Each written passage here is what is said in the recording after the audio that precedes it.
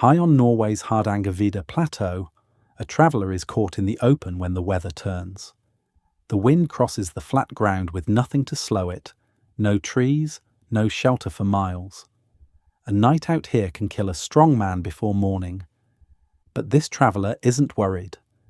A low building waits at the next rise, half sunk into the slope, of the same grey stone as the mountain.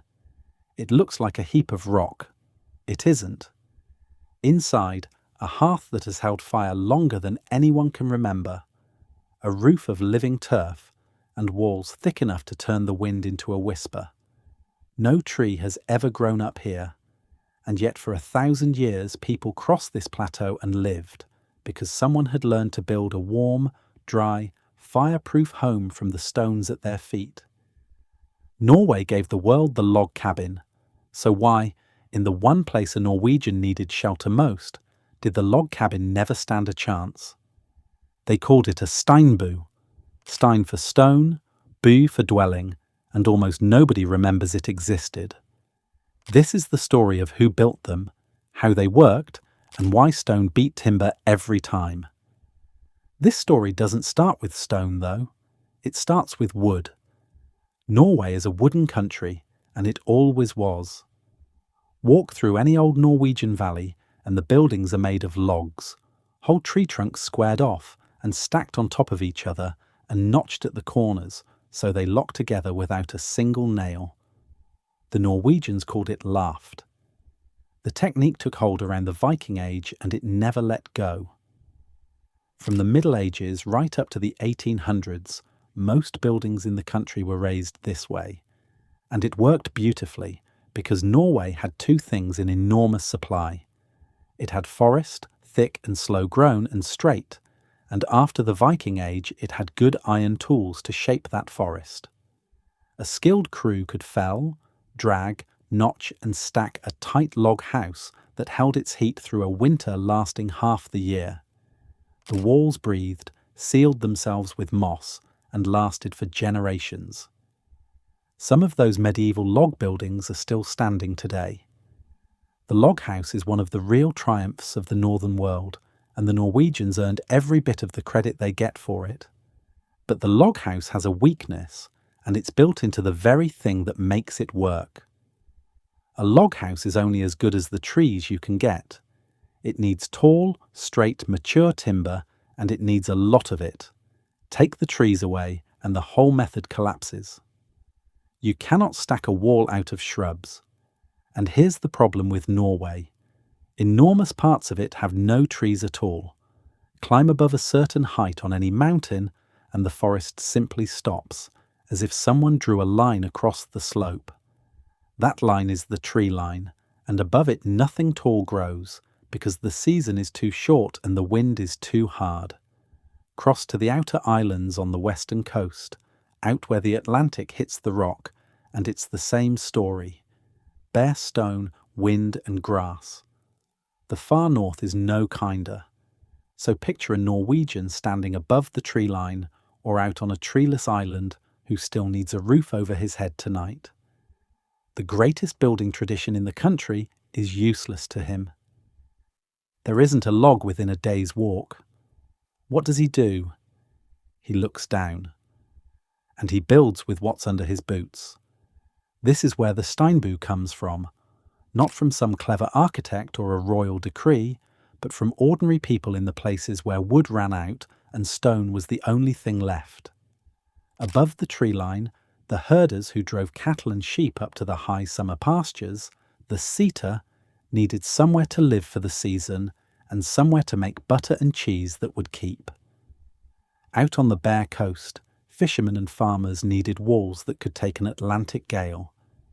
And along the old mountain crossings, the routes traders used to get from the eastern valleys to the western fjords, someone had to build the shelters that turned a deadly 2-day walk into a survivable one.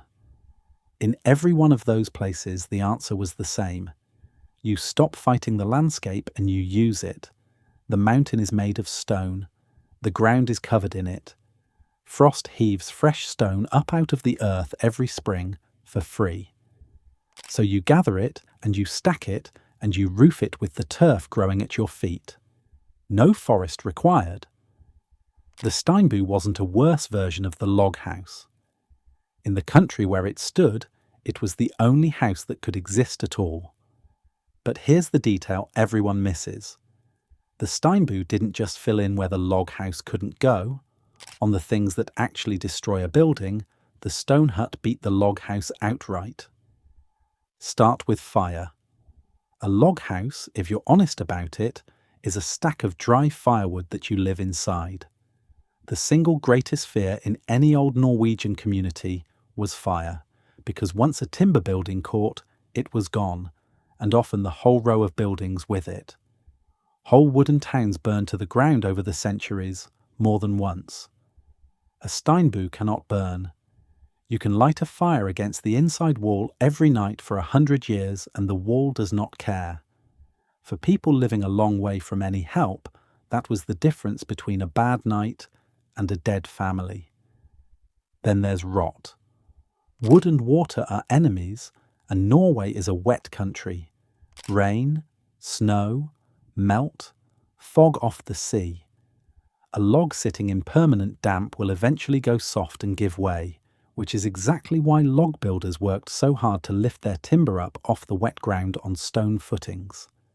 Out on the dripping western coast and up in the snowfields, stone doesn't rot, doesn't swell, doesn't soften. It sits in the wet for 1,000 years and shrugs. Third, and this is the one people don't expect, is heat. You'd assume a stone hut would be cold, a damp little cave. The opposite is true, and the reason is mass. Thick stone walls are slow. They soak up the warmth of a fire over the course of an evening and then give it back through the night, long after the flames have died down, like a bread oven holding its heat. A log wall is thin by comparison and loses its warmth the moment the fire goes out.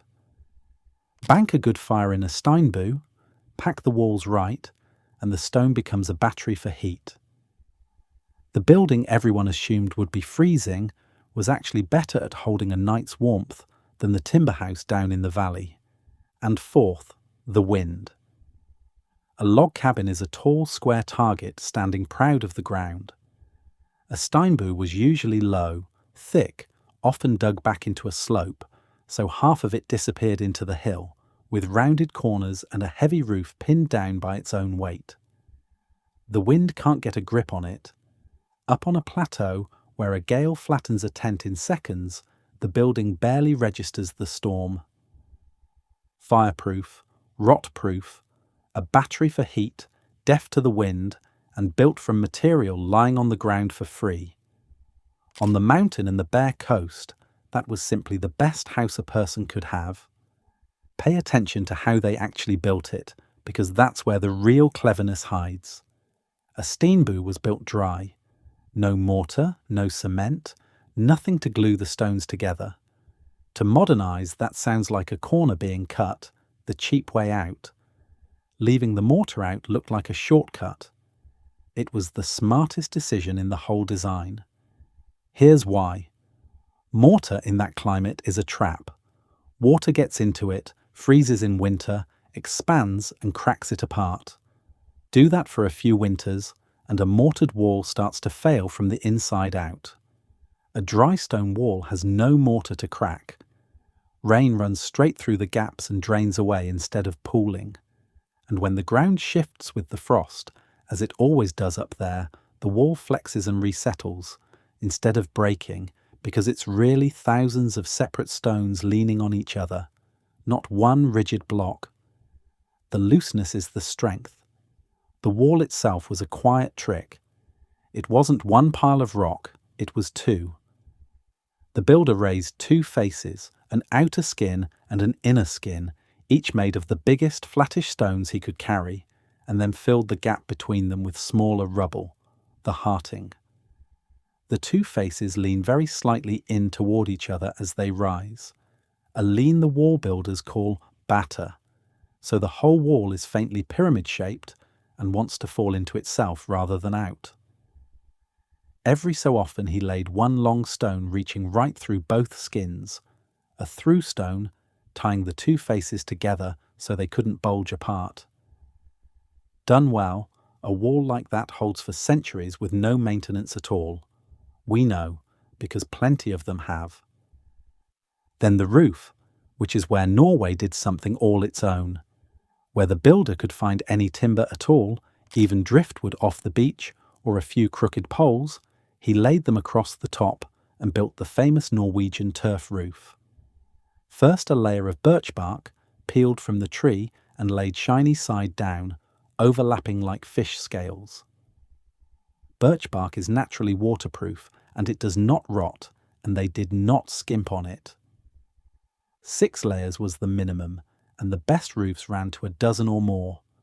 On top of that went the turf itself, slabs of living sod cut from good pasture, laid grass down first and then grass up, until you had a thick green roof growing actual grass. A roof you could graze a goat on, and people sometimes did. That turf roof was heavy, and the weight was the point. It pinned the whole structure down against the wind, and it insulated like nothing else they had. A finished turf roof could weigh 1/4 ton for every square metre, and far more once it was soaked through or buried in snow. And where there was no timber for rafters at all, the very best builders did away with wood completely. They corbelled the stone, laying each ring of the wall a little further in than the one below, stepping the courses inward and inward until the walls climbed up and met overhead in a stone dome with no roof beam anywhere in it. A house of pure stone with a fire in the middle and grass on top. If you've ever wondered how people survived in places that look impossible to survive in, that's the whole reason this channel exists.